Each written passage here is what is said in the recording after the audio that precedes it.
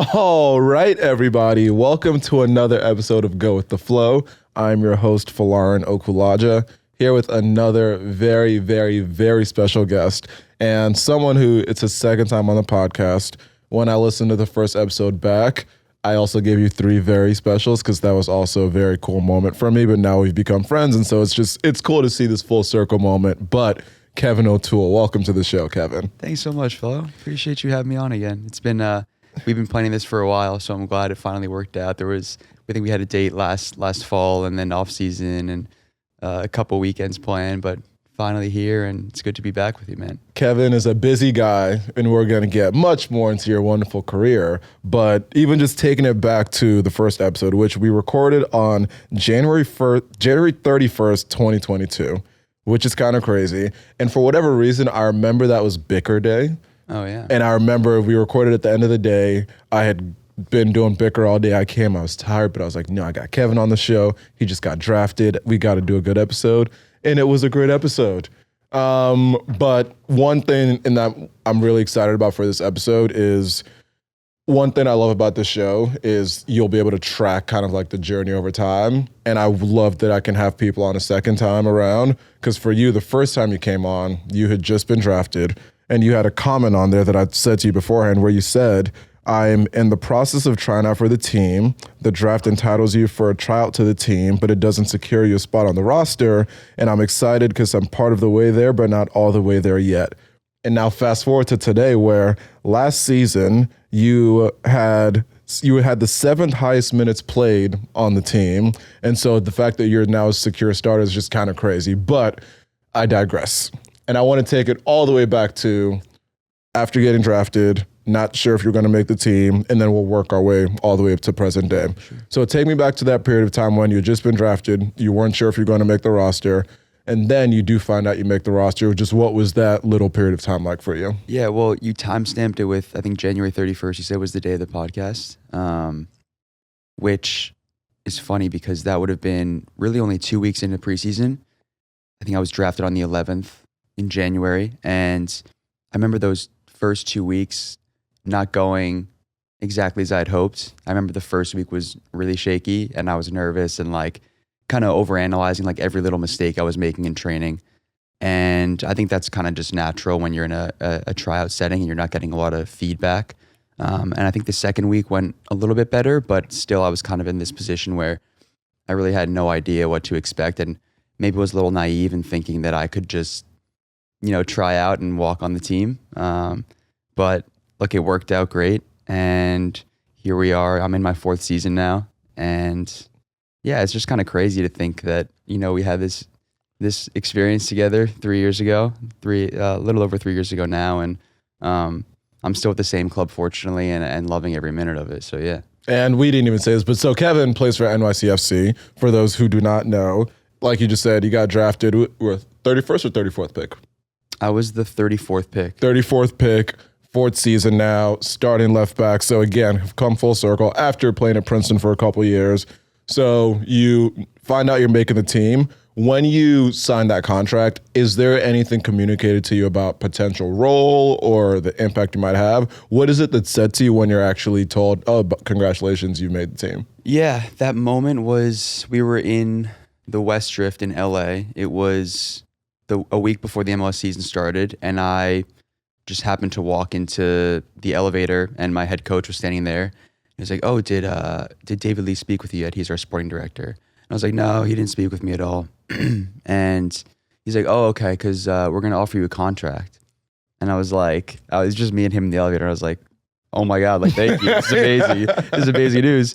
And it's funny, my buddy Rich Wolf, who you might know from Princeton, he happened to be like chilling in the hotel with me. I think it was an off day. And so I walked back to my room and I told him right away. He was like the first guy that knew. So it was obviously like an incredible moment. In terms of, sorry, I'm getting over this cold. No, you're good. Late night last night. But yeah, in terms of what is promised after giving a contract, there's not much. It's kind of all merit-based from there. And I had to, approach it kind of with like a clean slate day one mentality and kind of earn everything that was, eventually going to be given to me. And I think you mentioned being a secure starter now. And I think that is something that I never want to feel, because I think the minute you think you're a secure starter, there's always the next person that's waiting to come for your spot. There's always a 15-year-old around the corner. Yeah, exactly. Literally. Yeah. And you know, I was that person back in 2022, was the super eager guy that was just waiting for an opportunity to try to earn his spot. So you never get too comfortable. I've really enjoyed the stability that I've earned over the last year and a half, and you know, I hope to continue that over the next couple. Yeah, and I even love where you ended things with, because I definitely agree where in so many industries, but especially sports, you can never get complacent, because if there was ever a role where there's so many people lined up ready to take your spot, there's literally academies of every age group with trying to raise people to potentially be on that number one team. So, and we'll get to that later, is what actually keeps you motivated and not complacent. But then even, first of all, that story that you also just said about how you figured out the news is pretty cool. A little bit anticlimactic. You would have thought it would be a much bigger moment, but it just happened to be a chance encounter in the elevator. Right. So that's pretty cool. So okay, you figure out you make the team. What were those initial months like, where it's initially you're on the B team, and I don't know if you have a sight to the first team. Just talk me through your mindset in that first couple of months when, again, rookie season, you're on the team, but still a bit of a ways from being a consistent first team player. Mm-hmm. Yeah, a lot of those first few months were I was in trainings with the first team, but mostly playing games with the second team. So my approach was just kind of show what I can do in those second team matches, use it to stay fit, use it to stay sharp, and kind of adopt that mentality of, regardless of who's watching, like, I'm going to give my full effort, because that's the one controllable that I can quite literally control. That was the mentality I had, just like work as hard as I possibly can, because your effort will, you know, arrive at the level of who needs to see it. So that's what I did. I just kind of committed myself to the grind and working as hard as I possibly could. And it wasn't an easy first few months. Like, there's definitely a lot of changes mentally and a lot of changes in my own personal confidence at that time. I came from like a college environment where I was kind of the go-to guy. You were that guy. You were that guy. You can say you were that guy. So like I had a ton of personal confidence, but I was also getting it from my coaching staff, from my teammates, from people watching the game. And then you step into a pro environment and nothing's given to you in terms of playing time, but also in terms of confidence and building you up as a player. You kind of have to find that for yourself. So I found that really challenging. And I think I'm someone that really benefits from being given those like external forms of confidence, whether it's from coaches or players, and being positively reinforced. And that just isn't a reality of the pro game until you earn it. And so that was a challenge for me, was how can I kind of manufacture my own form of confidence and use that to kind of propel my performance on the field. And how were you able to do that in those first couple months because you are not someone, you went from being that guy to being a rookie trying to earn some playing time. How were you able to get that external, or actually what were you able to pull out internally to keep yourself going? Yeah, I think it was kind of reframing like my own kind of like reward system in a way. Like, I stopped relying on those like external forms of confidence and just had to build it from within. And going back to the work rate, like that's kind of what I leaned into, was like controlling my work rate a ton. Because if I can do that, then it leaves an impression with the coaches, it leaves an impression with my teammates, like, oh, this guy's here to work. And he's like about his business. And so once I did that, it made it easier to focus less on the maybe mistakes that I wasn't as accustomed to making, and focus more on what I could actually bring to the table.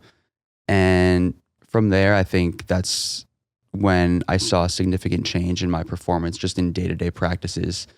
And at that point, it was just about staying ready for my first opportunity. And that is a perfect segue to what I want to talk about next. But before that, everything that you just said, I love so much, because it's the idea and the message of you need to control what you can control. So many factors are out there in the world that can affect things, but at the end of the day, there are certain things that are in your own power. how early am I going to get up to work out? How many reps am I going to put in? Shout out Reps Capital. Brand coming soon. There's just so much externally, but at the end of the day, until you look yourself in the mirror and be like, okay, I can control my consistency, my effort, all these things. I'm going to make sure I'm doing these things to the best level possible. And then opportunity will meet, or preparation will meet opportunity, and then all of a sudden you have a chance. And so speaking of preparation meeting opportunity, so your first start was in the U.S. Open Cup on May 11th of 2022. And so I'm just going to read off a string of dates, and then I'll kind of ask you what this period of time was like. Actually, no. We'll do that first start first. So first start, U.S. Open Cup, May 11th, 2022. What was that feeling like hearing that you were going to be starting in just any first team game for the first time? I was really excited. Obviously, it was going to be my first team game. And the U.S. Open Cup, largely in the early rounds, is an opportunity for guys that haven't gotten too many minutes to play. We usually play against a lower league team in those early rounds, and it comes at a crowded period in the MLS schedule, so the coaches kind of look to rotate guys. So I benefited from that, and like I said, it was an opportunity for me to show what I can do in an actual match with the first team. So that's how I approached it. We won the game. I played quite well, but then even after that, it was a long time before I got another opportunity, and maybe we'll get into that. But exactly. So that first start was May 11th, 2022. And just for anyone listening, U.S. Open Cup, I think a great comp is like the FA Cup in England, where teams across all the different divisions in England, lots of midweek games, and you need to rotate players in. So then first start was May 11th, 2022. Next start was not until September 14th, 2022. So again, couple months stretch where you got to stay locked in. But that second start was in the Campeones Cup, which is like the UEFA Super Cup, from my understanding.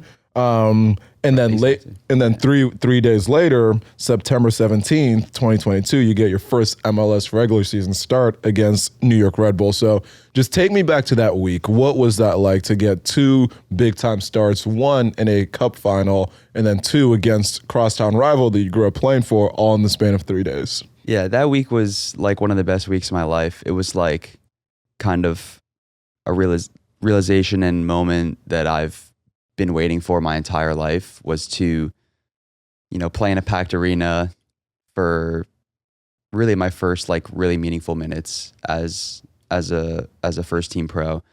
The Campeones Cup game was like, I was shocked to be playing. I hadn't started a match for the first team in however many, 6 months almost. And to earn a start in that game that had like so much at stake, a trophy was at stake for the club, was like, I was just shocked that I was being given that opportunity after not having played. How did you find out that news? So we usually do the lineups like match day -1, which is like the day before a game. And we have our team meeting. We go over kind of game plan.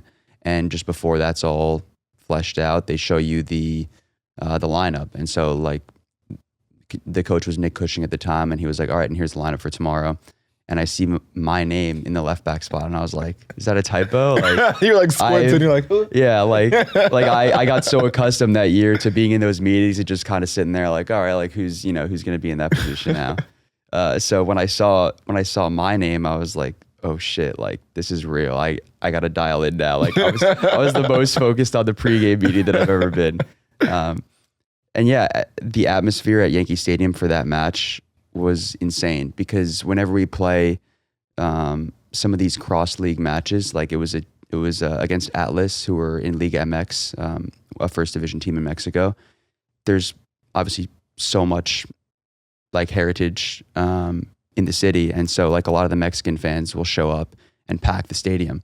So I think there was like a 35,000 person turnout for that match. Wow. And that first game, it was kind of like a blackout / video game moment where I was on the field for those first few minutes, and I was like, "Is this really happening? Like this feels too good to be true."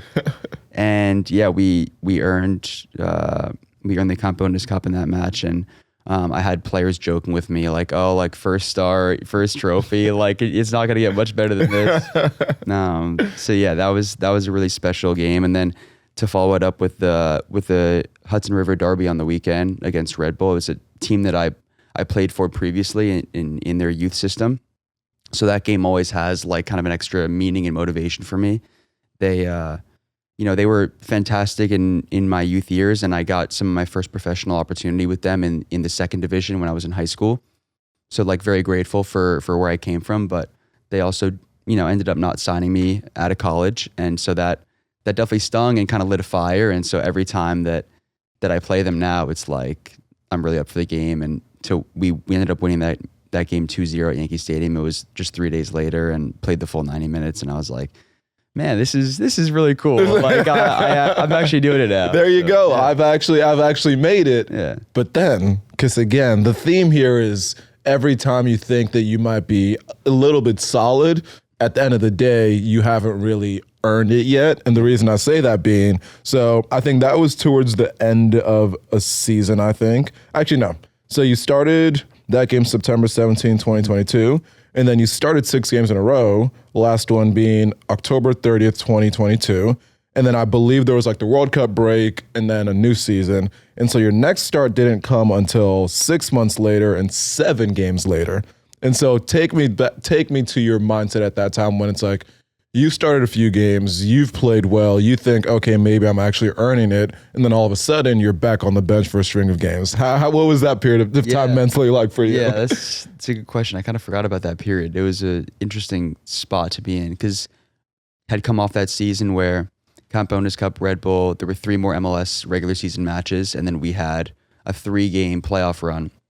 We ended up losing to Philly Union in the Eastern Conference Final, which is effectively the MLS Cup semifinal. Mm-hmm. And we're up 1-0 in that game. We ended up losing 3-1, but we were like this close to making the MLS Cup final.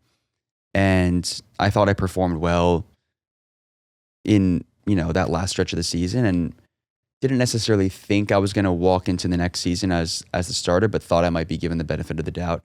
And the club went out and brought in a left back on loan from Mallorca, who's a team in La Liga in Spain. And he was a really quality player who we were kind of competing with throughout that whole 2023 season. But the stretch that you're alluding to, like I was playing in all the preseason matches because he hadn't arrived at the time. And I was like, all right, I'm playing really well. Like confidence is building. This is my second season. Like want to build on the momentum that I established at the end of last year. And then he kind of came in, kind of was given the nod right away, which I like became accustomed to. Like it can happen, especially for someone who wasn't as proven as myself and someone as established as he is in the professional game and in some top leagues.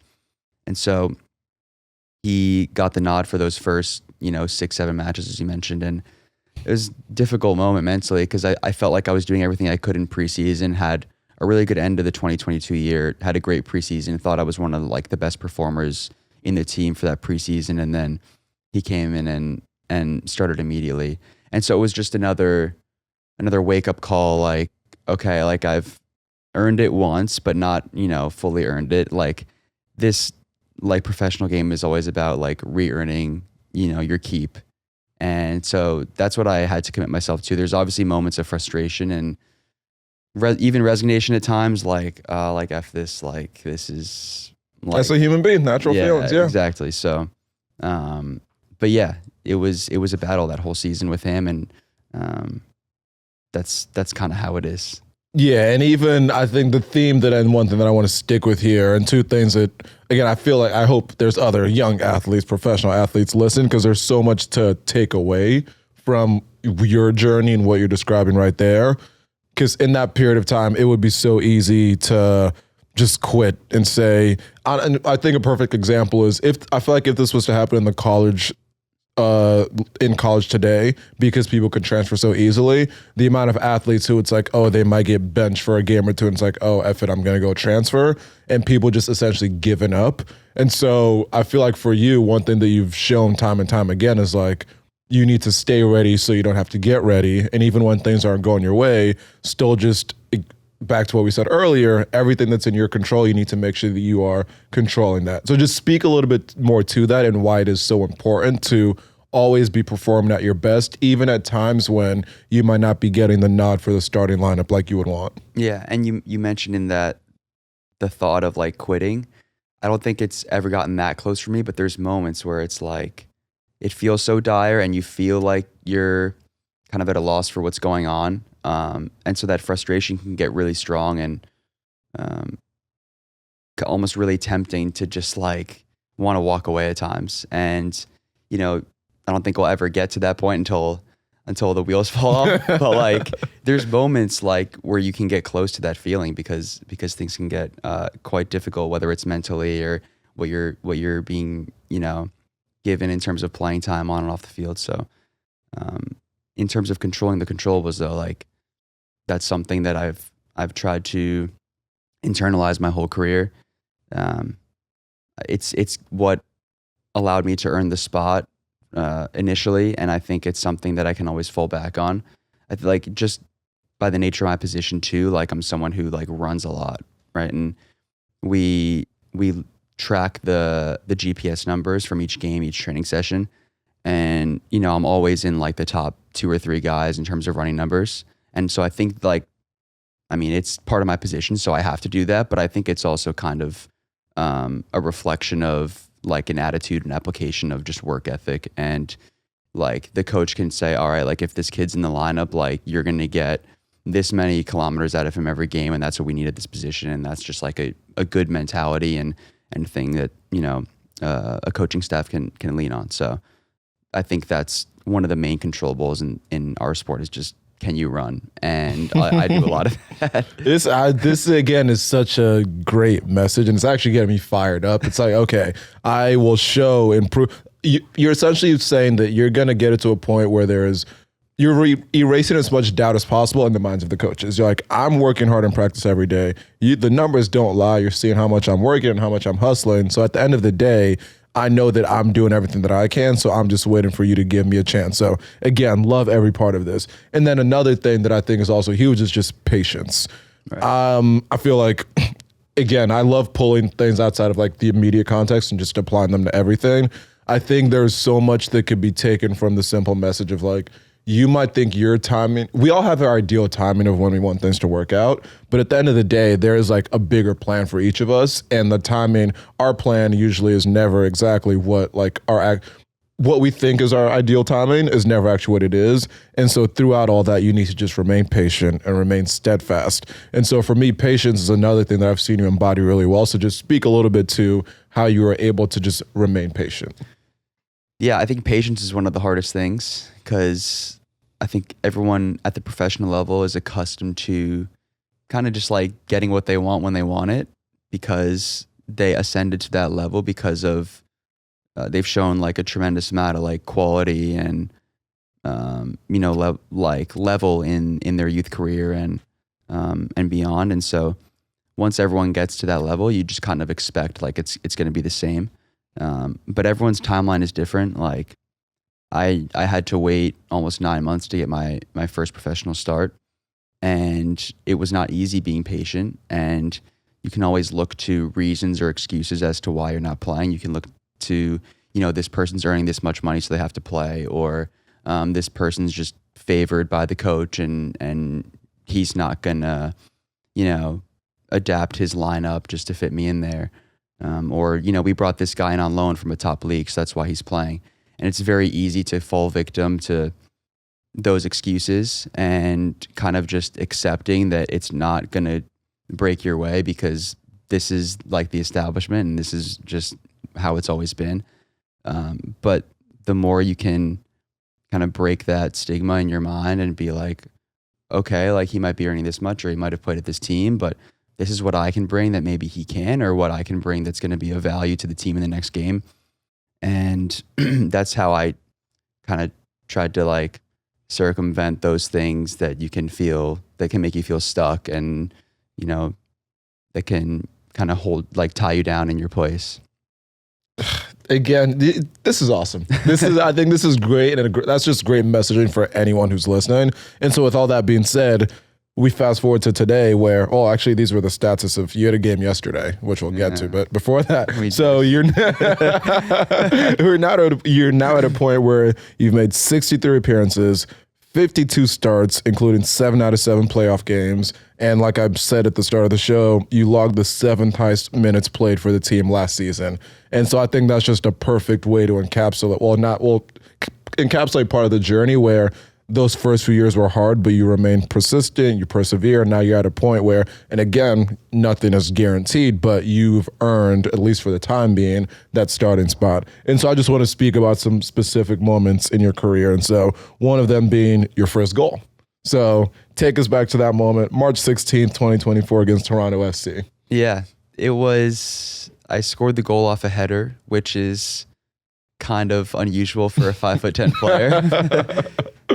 So yeah, it was such a cool moment. Like I hadn't really, I don't think I had recorded any stats in the league prior to that. So it was something that was like lingering in the back of my head. Like obviously I'm a fullback and you get into the attack and that's kind of the type of player I am. I'm someone that likes to overlap my winger and get crosses in the box, but it just wasn't really working out in terms of assists and scoring. And so I was in my head, I was like, damn, like I got to get one of these at some point. Like I've played enough games, I should have one. And then finally it happened on that day. And I just remember like, the thing I remember most about that day was like the people that I had there. My dad and my sister were actually watching in Ireland because my sister plays professionally there and my dad was visiting her. So they were watching from there. So those two are missing, but I had my mom there. I had Emma there. Shout out Emma. I had great friends there. I had Mo and Rich, two of my good buddies from the Princeton soccer team. Frankie was there. And then most importantly, I had my kind of like nanny au pair growing up who's from Venezuela. Both my parents worked when I was a baby and she like really took care of me when I was like age, 0 to 7. She speaks only Spanish, and she taught me how to speak Spanish by nature of raising me. And I hadn't seen her for over 10 years. Wow. She was visiting, she came to visit us actually, but she was visiting her son in Atlanta. And I had, called her and was like, I really want you to come visit. Like, it's been so long. We've got these 2 games back-to-back weekends. Why don't you come? And she came, and it was the first time I'd seen her in 10 years. And she was there watching, and it was the second of the 2 games that she came for. And I scored the goal, and I just think like, I mean, I'm somewhat religious, and I think that was just like kind of a higher being that was creating that moment. And she's just like such an important person in my life, and to be able to have her there for that moment, it was my first goal, and so far it's been my only goal. Hopefully I have more this year, but to have her there was just like, I don't know, it makes me like emotional. Like I'm so happy that moment happened while she was there. That's beautiful. And it was a game-winning goal too. Yeah. Because it wasn't just like, you guys are down 3-0 and you scored as a consolation goal. I think it was tied at the time, and then it was a goal to make 80-something minute to win the game 2-1. So that also just adds that added significance of you actually get the 3 points. So that's awesome. It's not like you scored 50 points in a 100-point loss. Right. And then even more recently, so we are recording on Sunday, March 9th. You had a game yesterday. On Saturday, March 8th, and you had another first. I did have your first red card. Oh man, yeah. It happened in 85th minute. I got kind of in my estimation, kind of a BS yellow in maybe the 70th minute. I didn't even think it was a foul. It was a yellow, but so that happened. And then I got the second yellow in the 85th minute. And to be fair, like it was a foul, like it was a tactical foul. And I'm just like not really used to playing on a yellow. And so like a winger receives the ball inside, he turns and like he takes a touch in front of me. And like instinct came out. I was just like, it's 85th minute. Like he's kind of breaking the goal. Like I'm just going to pull him back. So that break the play, like take the foul, tactical foul, whatever. And as soon as I did, I was like, oh shit, I'm already on a yellow. And I see the red card come out and I was like, oh my God, this is horrible. And I had to do the walk of shame like around the field and into the locker room. I actually got like a really nice ovation from the crowd though. Like they were all clapping me off and I was like, damn, that's really nice. Like I hope I didn't just blow the game for us here, and like they're gonna be eating their applause. But that was like really cool to like share that moment with the fans. I don't think I've ever really experienced something like that before, where like the fans were like visibly like supporting me in that way, in like a one-on-one kind of way. So that was really cool. But I was so stressed in the locker room, like.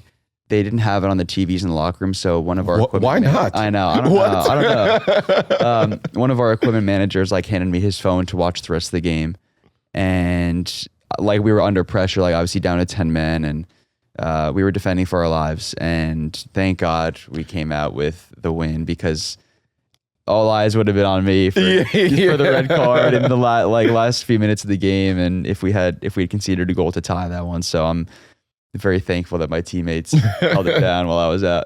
Even that's a cool insight into the moments of, because I'm a huge soccer fan. It's a sport I've literally watched my entire life.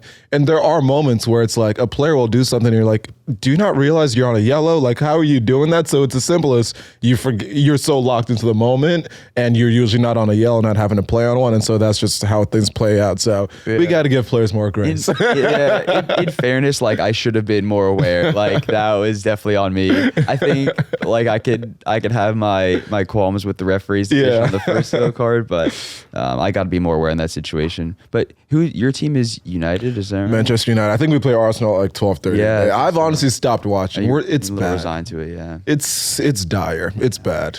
What do you think about Amorim? I think there's a more structural problem with the team. I don't think that any coach that gets brought in is going to be able to fix things. I think they need to just be patient with someone and give them a few years. And so he's been fine, but he's playing with this isn't his team. Yeah. This is Ten Hag's team. Yeah. So he needs time. Right now we're just trying to stay afloat for this season, but ideally next year he can bring in some more players. But there's something at United where since Ferguson retired in like 2013, it's been a shit show. Yeah, it's seemed a little cursed, to be honest. It's insane. You also watch players move on from United and they thrive. So it's like the way there's been example after and the latest ones being Jadon Sancho and who was it? Rashford hasn't played that well, but Sancho's like the quickest one that comes to mind, where players will come to Man U who are like big marquee signings and they will stink, and then they'll go elsewhere and they'll start crushing it. So there's something at Old Trafford that's just not great. And then also wasn't great the way they treated Ronaldo, who's literally the icon of the club when he came back, and Ten Hag. I was reading some story where he banned him from training, wouldn't even let him go into like grab his cleats to practice with the second team. So that's just bad juju. You can't be treating a goat like Ronaldo like that. Right. And another example, Antony moving on and doing well at Real Betis now in Spain. It's crazy. I'm sure Rashford will score a hat trick out of nowhere now that he's on Aston Villa. Like it's been mind boggling where over the past 10 years, whether it was like Cavani, Falcao, Di Maria, you could go on and on and on of the stars that come in and we're so excited about, and then they leave and they start crushing it. So pray for us. Who was your team growing up? I'm an Arsenal fan, so we've got a little battle today. Yeah. You guys are gonna win. So I don't even know if I'll watch it. But now taking more of a step back and looking at your career, actually, even this is a little more reflecting to those early days. Was there ever any imposter syndrome associated with being a starter? And I'm talking like not when you like had the sporadic starts, when it was like I'm consistently starting. Was there ever any imposter syndrome? I think there always is a little bit. Like I definitely felt it at times in the 23 season when I was in and out of the lineup, because I started to have questions like, oh, is my performance that I'm giving in these games that I am starting not enough? Is it just that the other left back's better suited for our system, or is it something about what I'm bringing to the table that's not valued, or isn't good enough as a starter on this team? So I think it can come and go. I think you can even have moments of it like last season, this season. I've had fleeting moments where I'm like, I reflect on a performance and I'm like, oh, like I felt like I was kind of shit. Like the imposter syndrome just creeps back in a little bit. So I don't think you're ever, fully cleansed of it. I think it can always kind of come and go. And I think that's just what happens in the professional game is like you can, because you're like so trained to like overanalyze every little situation, and in a lot of ways it's, benefited me because I've looked back and I've, altered my game and made little tweaks to things that I've seen after, rewatching performances. And I think it's helped me get to where I am, but it also can be a little limiting in the sense that like you're a little too critical on yourself and you can get too down about just one bad performance. And I'm definitely the victim of that myself. So yeah, you can have like moments where this imposter syndrome creeps back in. I think, yeah, every athlete can be susceptible from time to time. Is there a specific performance that you look back on where you played really well and it kind of reaffirmed like, oh, I can do this? Yeah, honestly, there are a few. There's a stretch of games last year over the summer where I just felt like really confident on the ball and like was defending really well. And I try to channel like memories of those games when I'm lacking for a bit of confidence. Also, maybe it's a little vain, but I have like a highlight video that I watch that like tries to get me up, and I can watch it and be like, oh, like I can actually do this. Like I can do pretty well sometimes. And because like it's just like a little trick to try to like, rewrite the mentals. And for someone who's wired to be like so negative up here, like it's good to have moments where I can see like, oh, like I can hang. So that's kind of one of the things that I do sometimes if I'm lacking for confidence is, channel those memories from other games and watch some good stuff as well. Well, I love that you do that because I've seen videos of literally like the Kevin Durants say that they do the same thing. They watch their own highlights, which why wouldn't you? If you're great at something and there's evidence of it and you can reassure yourself of that, why would you not? I'm not a great athlete. I still will sometimes go back and look at my high school basketball highlights and be like, oh, you were that guy a little bit. Yeah. So that's pretty cool. And I feel like I would be surprised if the vast majority of athletes did not watch their own like highlight tapes. It's just like, oh, Kevin O'Toole highlight tape. And you just tap into that. When you actually, so this is a little, well, not related to imposter syndrome because this individual, I assume he has no imposter syndrome, but somebody you've played against a couple times now, Lionel Messi. Not the GOAT. I'm a Ronaldo guy. We spoke about this on the first episode, but Ronaldo guy. Yeah, but still, like Lionel Messi, who is one of the most well-known, decorated, best athletes of all time, is now in the MLS. He's somebody you faced off against 3 times, I believe. Take me back to that first time when you realize I'm playing against Messi. The first time was the most surreal moment maybe of my life. Like he's someone that I've idolized growing up and watched countless times, watched him destroy the best teams in the world, almost cried when he won the World Cup. Like actually probably did cry when he won the World Cup. I don't know why I said almost. So to see him on the field, like literally in my area of the pitch too, because I play left back. He kind of comes off the right wing. He goes wherever he wants, but his starting position is kind of on that right wing. So we've had some like one-on-one encounters over those games, and like to see him up close and personal like that, it like really did feel like a video game and like kind of otherworldly. And it was like cool to experience that in that first matchup because it was just a friendly match. It was after he won his 8th Ballon d'Or. And casual.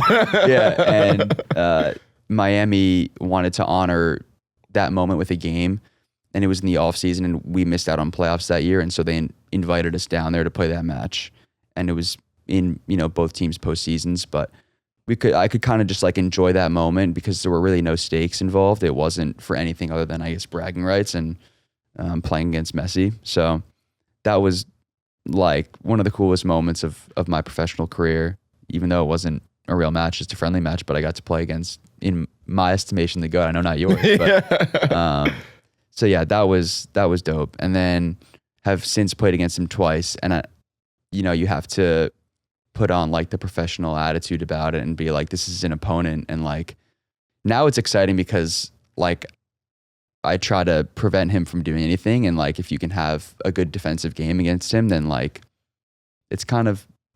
that's pretty dope. So, which I will say, I went to the game so you played them this first or second game of this season, but you played them last season. I went to that game at Yankee Stadium.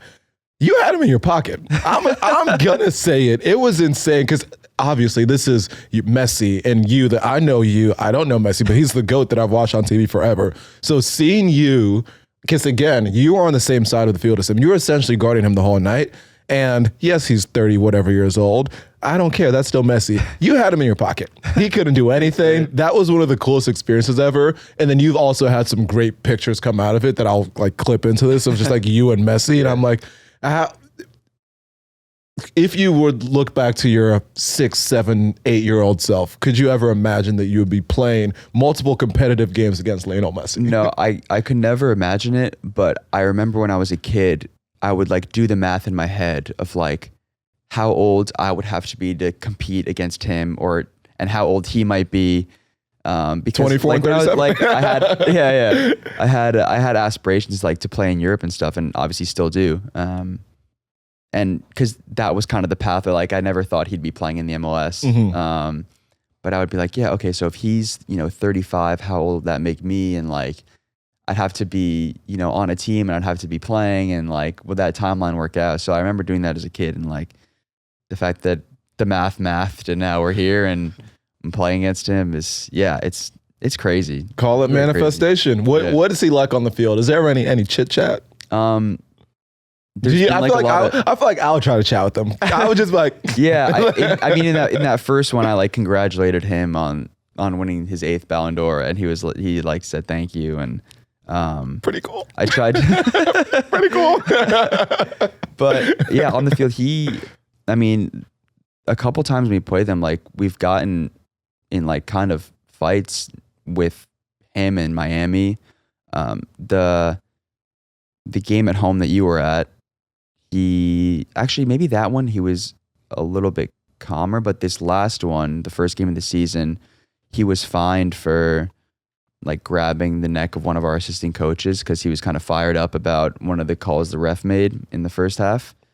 So he's like still got that competitive edge, and like every time we play against him, he's like just pissed off. And I think it's kind of interesting to see because like he's accomplished everything the sport has to offer, and he's still picking fights in the MLS games. But I think it's just a testament to his competitive edge, and like no matter where he's playing, like he's 100% bought in. So that's kind of the way I see it. Yeah. This is so cool. It is so cool. And so he obviously brought with him Jordi Alba, Luis Suarez, Sergio Busquets. There's a couple other European, South American, just soccer legends, period, in the league. You got Marco Reus, Olivier Giroud, Bentegue's in the league. I'm not going to put him in the same category as all the names I just said, but he's also a name like we grew up watching. For you, outside of Messi, who's been like the coolest player you've had to face off against? It's a good question. I would say it'd be like those Barcelona guys on Miami as well. I think that like the atmosphere that Miami creates, like in their home stadium when they come here, it's just like, I don't know, it's just like a traveling roadshow kind of, like they come with like their whole gang of like Barcelona players, and they're like all buddies, and like every team, like they have a target on their back, and every team just tries to take them down. So, I mean, for me, I think the true answer would be Jordi Alba because he plays in my position, Mm-hmm. and he just like makes the game look so effortless.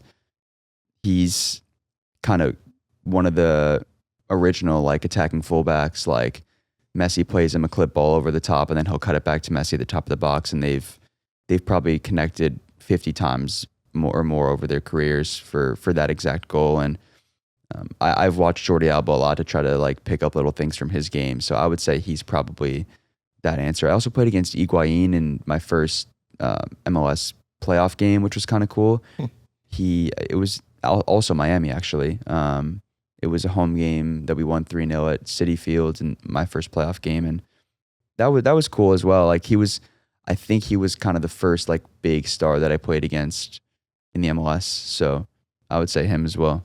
Was Gareth Bale, I know he barely played in the MLS, but did you play against him at all? We didn't. He was in the league at the time, but we didn't play against LAFC. Okay. Although last weekend we just played against Giroud as well. He came off the bench. It was only for a few minutes, but that was cool too. Like I'm an Arsenal guy. He's one of our top scorers in club history. So it was cool to see him there too. And that's just cool how the league has come far enough that you're just a kid from Jersey, and all these soccer legends are in the league and you're getting to play against them. It's cool to see how far the league has come. And even like I think some people make the argument that people come at the end of their career, but you look at like Zlatan, he came and was so dominant, like he went back and dominated in Europe. So it's not necessarily the case. So that's just a cool thing to see. And there are more and more guys that are coming at earlier stages in their career. Like, of course, we have some of the older players in the league that come to, experience MLS. It's a little bit of a less crowded schedule than Europe, and it's the American lifestyle, and players are really attracted to that in their later stages. But you also have guys like Ricky Puig, who came from Barcelona, who's playing for LA Galaxy. He came when he's like 23 years old. Miguel Almiron came back to MLS. He started here. He had a stint with Newcastle where he did really well. So there are examples around the league like where guys are coming earlier and earlier that have kind of that star status already in Europe, but they're looking at it as, an opportunity to further their career here. The money's getting better in the league, so I think that also is a big reason why these guys are attracted to MLS earlier on in their careers now too. So yeah, there's a lot of really exciting development, I think, in our league. For sure. Does it ever get old walking out in the starting 11, seeing the crowd in whatever stadium, whether it's Yankee Stadium at home or wherever you're on the road? Does that feeling ever get old? It doesn't. It's fun to experience new places too. Like there's some really cool like character in a lot of these stadiums around the league, and they'll have like their little traditions that they do for walkouts.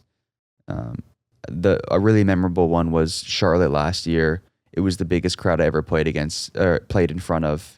It was opening day of the 24 season, and they play at Bank of America where the Panthers play, and they got like 70,000. Wow. They always do really well on opening day. They do well in general, but they like filled it to the top on that day. And I think it's called when like all the fans stand with their like back to the field and they like jump up. Pose on. I don't even know what it's called, but I know what you're talking about. But they were doing that pregame, and I was like, "Holy shit, this is dope." So yeah, that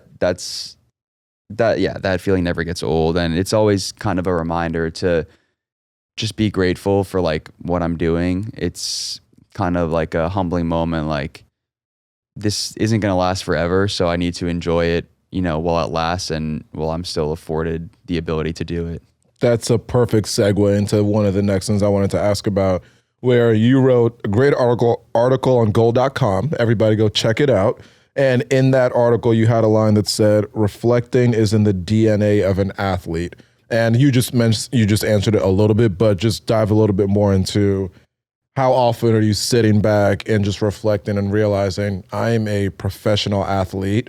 I am living the dream of millions of kids around the world, something that people are striving every single day to do. How often are you able to just take that in? Yeah, I try to do that mostly in moments where I get somewhat caught up in like the stress of professional sports, because there's also that side of it where like there's a stress of performing on a personal level because you want to earn your keep in the team, and I'm trying to make a career out of it, right? So if I'm not performing, the next person's there, and that can kind of create some anxiety about just like stability in whether it's like your career or finances or whatever. So I try to reflect on like the opportunity that I had coming into the league was just to basically try out. And I think if you had told me then that I'd be in my fourth year in the league now and have played around 70 games, like I would think you'd be lying. So I try to reflect on that. Most importantly, that like in my mind in 2022, I've kind of overachieved what I really expected. And since then, I keep adjusting my goals, and there's always new ones, and I'm striving for more. But it is important to reflect on, what the original goal was, and that was to make it to this point. And I'm so blessed to be doing that. Are there any particular moments off the field that stand out to you? I see you've done fan interactions with Quavo. You've met some of the legends of the game. Like, are there some moments that stand out to you in particular? Yeah, the Quavo one was a cool one for sure. I think honestly, one of the coolest things is like when I see people like wearing my jersey, or like last night I was able to like give a fan a jersey who had a sign that was asking for my kit. So like those moments are really special. I had one of one of the team photographers was out at a park one day with his son, and a kid at the park was running around in an O'Toole jersey at his son's training session. And that's super dope. The fact that someone was like, hey, I like that player on that team, I want to get his jersey, and got it and wore it. Like that's amazing. That's as cool as it gets. That's what it's all about. And I remember you reposted a video one time of, I think it was Lil Pump also wearing your jersey. Oh yeah, that's right. I forgot about that one. Yeah. I was like, who would have thought? That was cool. That was a funny one. Yeah, that was. He was at one of our games, and so I gave him my jersey, and then I was like, I'm gonna follow this dude on Instagram, so like maybe if he's like caught wearing it, I could see it. And it was like the next day, like he pulled up to the airport wearing the jersey. It was like perfect too, because he was like walking towards like a crowd of fans at the airport, and you could see on his back it said O'Toole. It wasn't like he just got the front angle, like you could see the name on the back to it. It was awesome. Very cool. Okay, and so we obviously know each other from Princeton. You are now a professional athlete. You have, across a few professional leagues, you got Andre Yoshivas in the NFL, you got Tosan Ewoma in the NBA, you got Sarah Fillier as a professional women's hockey player, literally the #1 overall pick. You got Caitlin Chen killing it at UConn, one of the most storied programs in women's college basketball. There's a few girls in the NWSL. A lot of professional Princeton athletes. What would you say to any high school athlete who might be overlooking an Ivy League or Princeton because they think it might not help their professional dreams?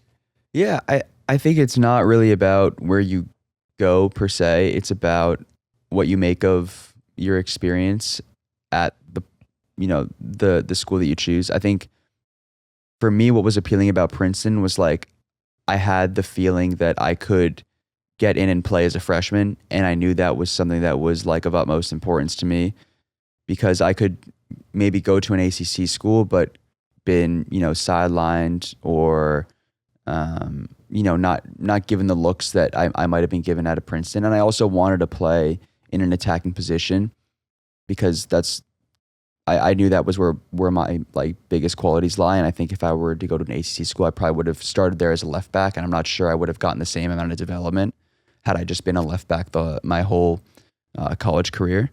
So yeah, I think it's just like what you make of the experience and the institution that you go to. Like I went in and knew that I wanted to play a position and just committed myself to like earning my spot and kind of developing my game in ways that I don't think I could have at other places. Love it. And then two more quick topics before we get to the end with the music identity segment. So I just mentioned a couple minutes ago, you wrote that goal.com article. How did that come about, and why was that something you wanted to do? Yeah, I've been trying to do things outside the field that will help set me up for, post-playing career. And smart man. Doing my best, trying to be like you, honestly. And so one of the opportunities was to write an article, and it was very easy for me to just write about a close teammate. And so I like the feature person in the article is Matt Freese, who lives in Hoboken. I played against him.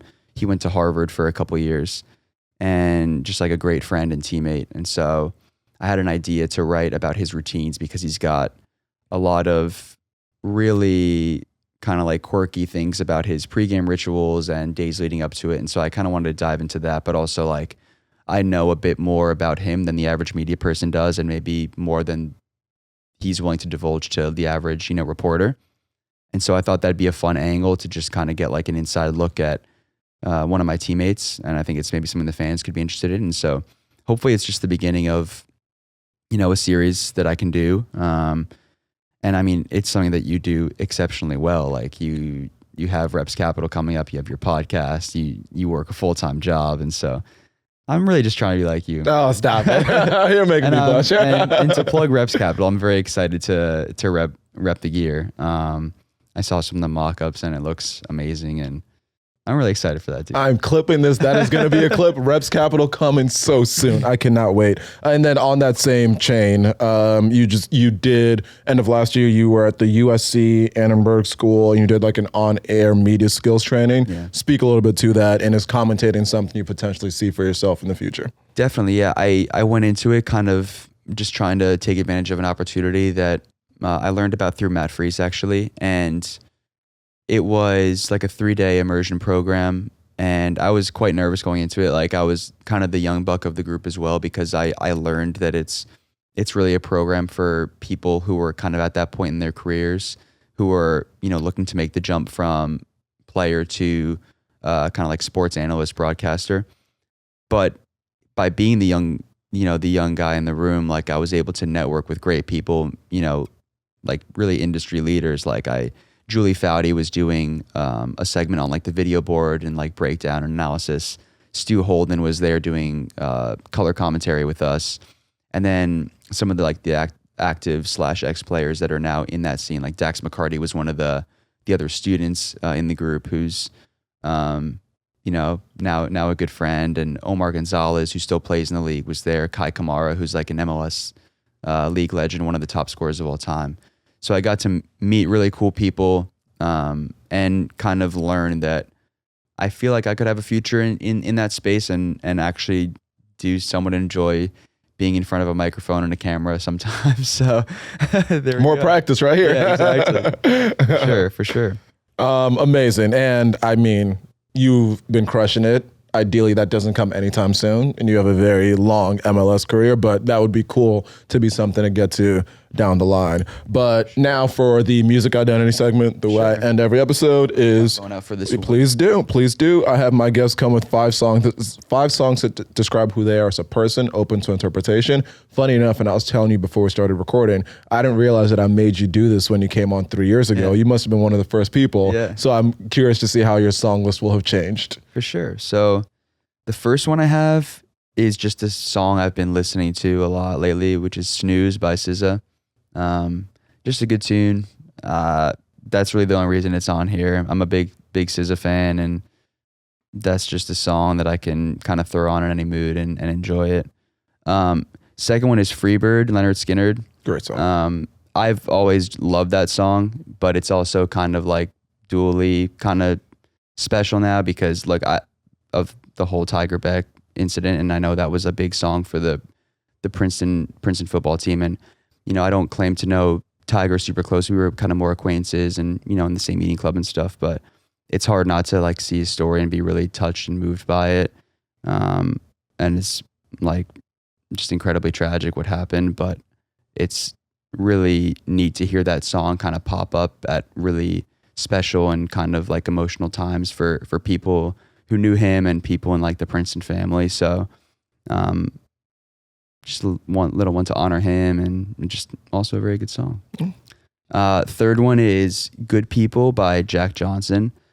It's on an album called In Between Dreams, and it's just like a really chill album. And it's a CD that my mom had that she always played when she was driving us anywhere growing up. And so it's like a very nostalgic song for me, and it's always just like a mellow, low-key album that I put on for chill times. Fourth one is Mull of King Tyre by The Wings with Paul McCartney. That one is kind of to like honor my grandfather. I think Mull of King Tyre is like a Scottish origin song primarily, but my grandfather was Irish, and it's a song my dad would always play for me and my siblings, and the song originally would bore us to death. But there's like bagpipes in it, and my dad loves bagpipes. My grandfather loved them. And now it's like a really like beautiful song. So I like that one a lot. And the last one is Stargazing, Travis Scott, because it's kind of like the quintessential pregame song for me, and he's my favorite artist. I got this shirt or this hoodie at his tour last year. Oh yeah? Or 2 years ago. Yeah. Love that list. Great episode. Thank you for coming on. This is such a special one because, again, you came on 3 years ago. You've done so much in the last 3 years. You're going to come back on many times, and it'll just be cool to chronicle your career on Go With The Flow. Do you have any final words for the people? Oh, it's always an honor to be on here with you, dude. You're an inspiration for me, man. Like all the stuff that you're doing with your brand, with the podcast. Big fan of yours, and you're a great friend. So thanks for having me on, and I always look forward to being on in the future. I appreciate that. That you just made my whole day, man. For everyone listening, I think so many messages, but my biggest takeaway is like, be patient. persevere, control what you can control, and you too can be a professional athlete playing against Messi. This has been another episode of Go With The Flow. Thank you for listening.